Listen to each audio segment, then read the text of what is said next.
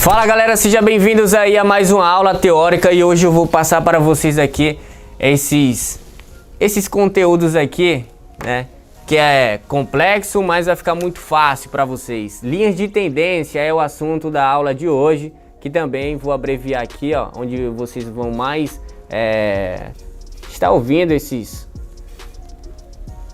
nomes, que é LTA e LTB. Abreviando, é linha de tendência de alta, linha de tendência de baixa, tá? Muito simples. É o movimento do gráfico. Ou ele sobe, ou ele desce, certo? Porém, essa alta pode ser contínua em tendência e essa baixa também pode ser contínua em baixa, tá? Em tendência de baixa. E o movimento do preço, ele vai estar sempre criando como se fosse uma escada, quando ele estiver se movimentando para alta e para baixa, porque até o seu movimento para alta ele precisa corrigir. O preço nunca vai fazer isso infinitamente sem corrigir. Ele sempre vai fazer movimentos com pequenas correções, mas com pernadas, impulsionamentos maiores para alta, tá? E aí a gente já consegue entender que a sua tendência é de alta, beleza? Então eu vou passar aqui para vocês como que a gente analisa isso dentro do gráfico, tá? Bom, pessoal, a linha de tendência de alta, que é LTA, você consegue estar traçando e identificando dentro do gráfico, dentro do preço, da seguinte forma.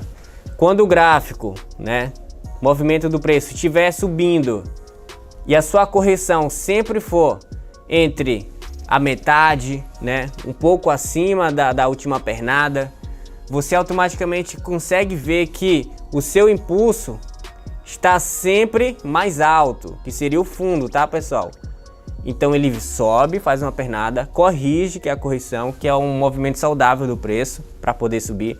E quando ele sobe, normalmente ele rompe esse topo, tá? Volta a cair para pegar o que? O pullback, o impulsionamento para continuar sua alta, certo? E aqui a gente já consegue ver algo mágico. O que, Daniel? Os fundos estão mais altos que os outros, tá? Ah, Daniel, ele vai ficar sempre perfeito assim para me traçar um LTA por baixo? Não. Muitas das vezes ele vai estar fazendo isso, ó. Um fundo aqui, um fundo mais ou menos aqui. Ele faz um fundo mais baixo, sobe um fundo mais alto. E aí a gente já consegue ver que os fundos principais estão de um nível, né? De uma linha transversal sempre para alta. Então, conseguimos identificar uma linha de tendência de alta pelos fundos. Assim a gente marca uma linha dentro do gráfico com a ferramenta gráfica para poder visualizar melhor esse movimento aqui, beleza?